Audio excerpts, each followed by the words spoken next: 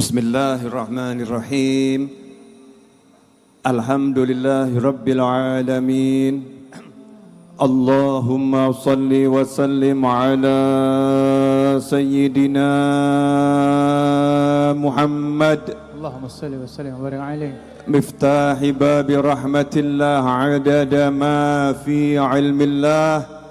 Salatan wa salaman daimaini bidawami mulkillah wa ala alihi wa sahbihi. Allahumma salli ala Sayyidina Muhammad salatan taftahu biha lana futuhal arifin wa tufaqihuna biha fid din wa ala alihi wa sahbihi. Assalamu alaikum warahmatullahi wabarakatuh.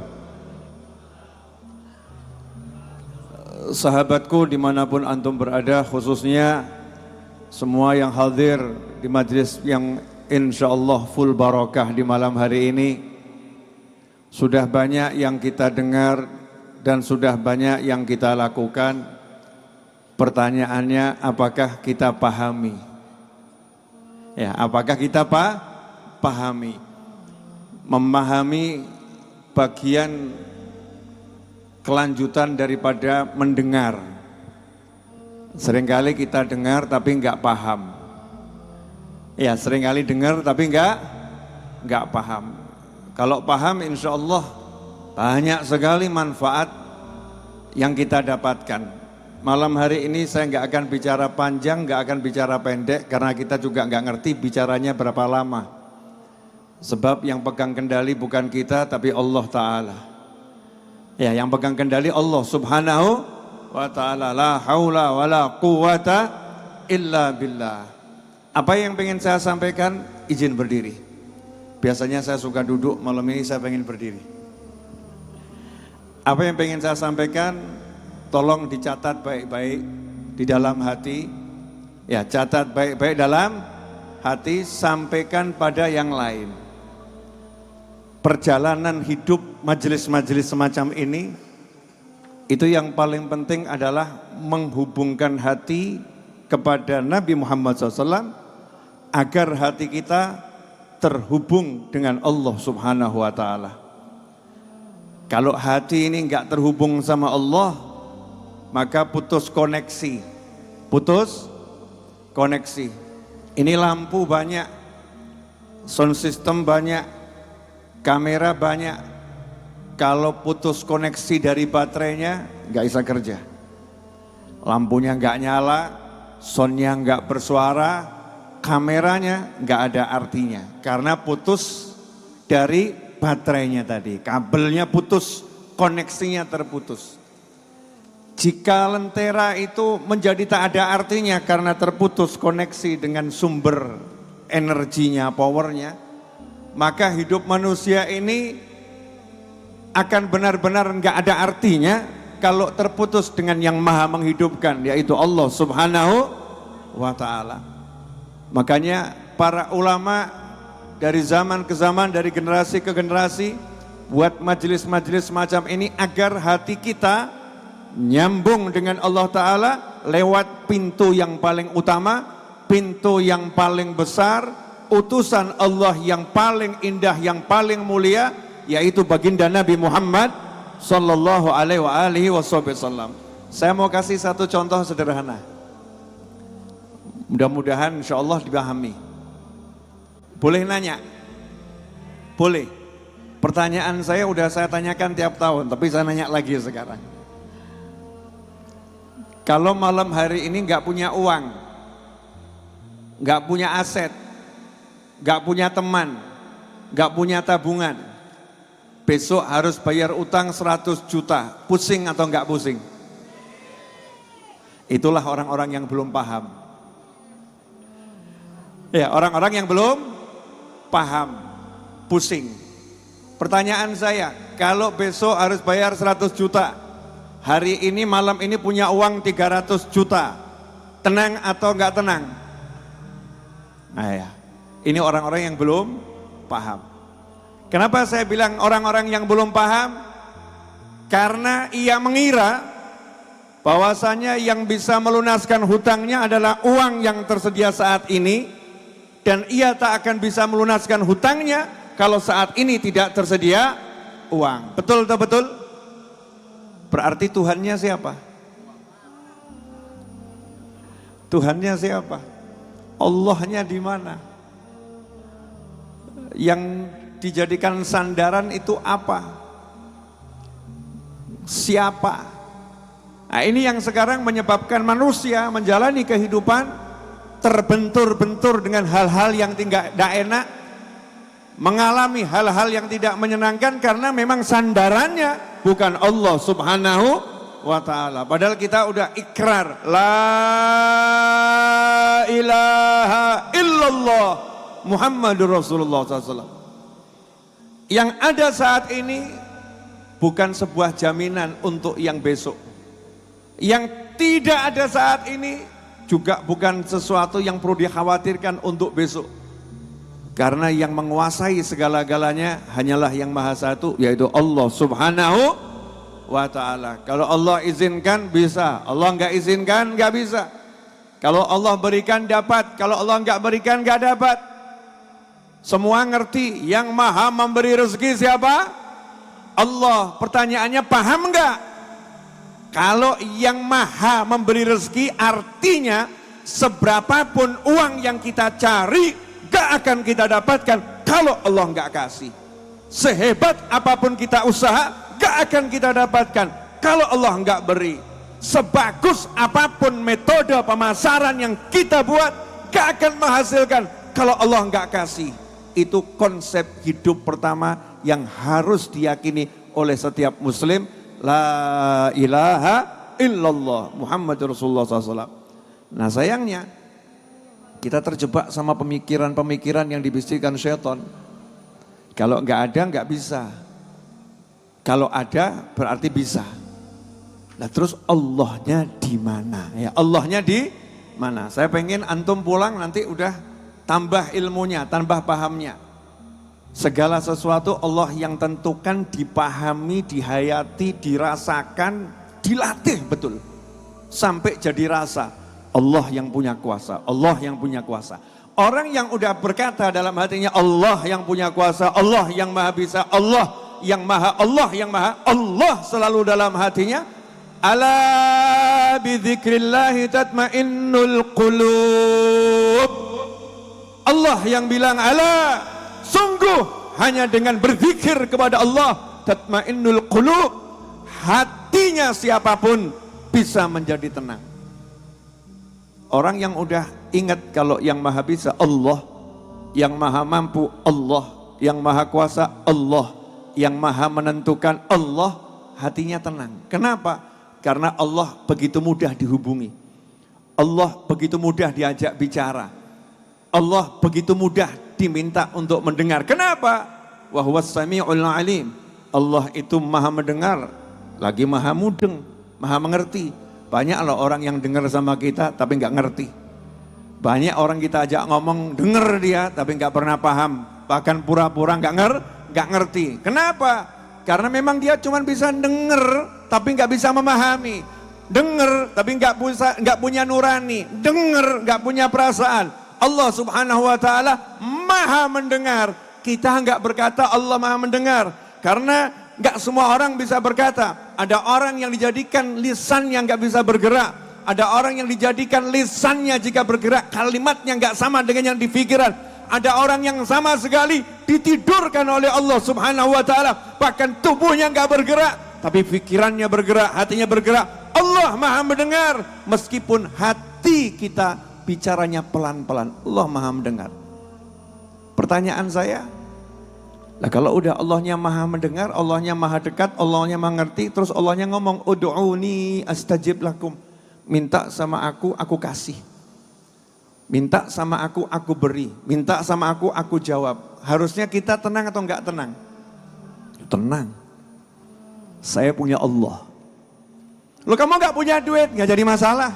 Tugas saya minta, lalu usaha. Minta, lalu bekerja. Minta, lalu berupaya. Minta, lalu bergerak. Minta, lalu mencari. Tugas saya. Jangan dibalik. Cari, baru minta. Mana yang sering terjadi? Minta dulu atau cari dulu?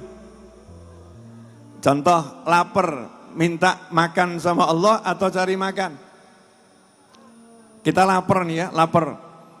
Di kepala kita ini minta sama Allah makan atau langsung kita berpikir cari makan? Berpikir cari makan. Kalau udah mentok gak dapat, kita ngapain?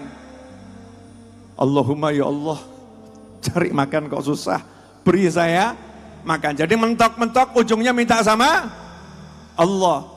Haus di tengah padang Sahara, di tengah hutan belantara, haus. Mungkin kalau kita bayangkan di Ciledug dan sekitarnya haus, apalagi di pengajian air tersedia. Mungkin langsung kita berpikir untuk cari air. Oh, butuh air minum, cari botol air mineral. Oh, gelas air mineral, cari langsung. Cari. Tapi coba kalau kondisinya misalnya di tengah padang Sahara. Minta dulu atau cari dulu? Cari juga dia, cari. Nggak dapat, baru minta. Ini salah. Hidup itu bukan masalah mencari. Tapi masalah minta dulu sama Allah yang punya segala-galanya. Minta dulu kepada Allah yang maha memberi. Minta dulu kepada Allah yang maha kuasa. Minta dulu kepada Allah yang memiliki jagat raya ini, Tuhan ya Allah, minta sama Allah Ta'ala. Kalau kita udah minta, Allahnya ngajarin, cari. Carinya bagaimana? Mintanya bagaimana? Minta, caranya ada. Minta dengan duduk bersama seperti ini. Berzikir, berdoa, berjamaah, sholawat, minta sama Allah Ta'ala. Dengan kita ziarah makam para awliya wa sholihin, minta sama Allah Ta'ala. Dengan kita sedekah, minta sama Allah Ta'ala. Dengan silaturahim, minta sama Allah Subhanahu wa Ta'ala. Kalau itu udah kita lakukan, kita keluar, caranya mencari, nanti Allah yang kasih. Kamu langkahkan kakimu keluar dari rumah, nanti Allah yang kasih tahu kamu harus bagaimana, apa yang harus kamu lakukan. Sehingga nggak pernah dia mengalami yang namanya bingung, resah, gelisah, pusing. Nggak pernah. Kenapa? Allah membimbingnya. Karena pertama kali yang dia minta adalah Allah Subhanahu wa Ta'ala. Suatu peristiwa terjadi pada Nabi Musa alaihissalam. Nabi Musa itu nabi, kalimullah, ngobrolnya langsung dengan Allah Ta'ala. Tapi kadang-kadang nabi itu dibuat lupa, bukan nabi lupa ya. Nabi dibuat lupa sebagai pembelajaran untuk umatnya. Lupanya nabi itu jadi rahmat. Bukan nabinya lupa, tapi dibuat lupa. Seperti Nabi Muhammad SAW, Rasulullah nggak pernah lupa. Tapi pernah dibuat lupa, nusitu. Saya dibuat lupa oleh Allah Ta'ala. Ketika habis sholat, sahabat nanya, ya Rasulullah, apakah memang sholatnya dikurangi? Atau engkau lupa? Maka Nabi menjawab, saya tidak lupa dan sholat tidak dikurangi. Saya tidak lupa dan sholat tidak dikurangi. Tapi engkau baru sholatnya 2 rakaat, masih kurang 2 rakaat. Maka Rasul bangun, kemudian menambah 2 rakaat lagi, menyempurnakan sholat sampai 4 rakaat. Rasul mengatakan saya tidak lupa.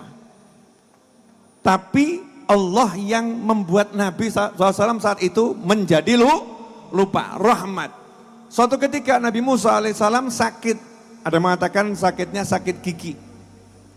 Kemudian minta sama Allah, ya Allah, saya minta obat untuk sakit gigi saya.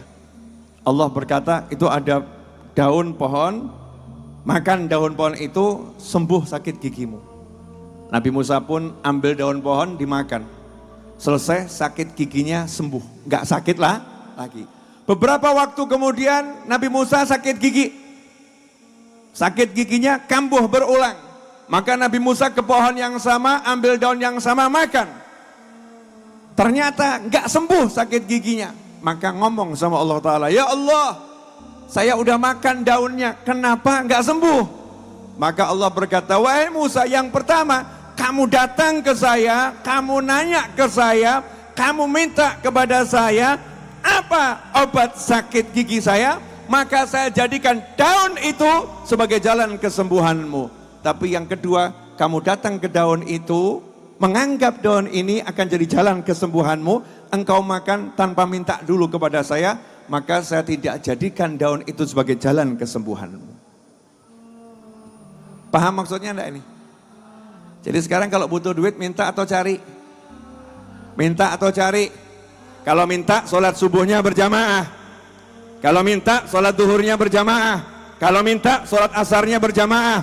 Kalau minta sholat maghribnya berjamaah. Kalau minta sholat isyaknya berjamaah. Kalau minta cium tangan orang tuanya. Kalau minta silaturahim. Kalau minta ziarah kubur aulia wassalihin. Ziarah kubur orang-orang tua kerabat yang sudah meninggal. Kalau minta jangan lupa sedekah. Kalau minta senyum kepada tetangga, kepada sesama. Itu artinya minta pada Allah Subhanahu wa ta'ala. Kalau minta, lakukan yang Allah perintahkan. Allah perintahkan kita qiraatul Quran, baca Al-Quran. Allah perintahkan kita salawat, baca salawat. Allah perintahkan kita istighfar, baca istighfar. Allah perintahkan kita untuk silaturahim, silaturahim. Salat enggak berjamaah, zikirnya kurang dijalankan. Tapi Masya Allah, jam 4, jam 5 keluar dari rumah, kerja ke kantor. Macet atau enggak macet? Macet, capek atau enggak capek?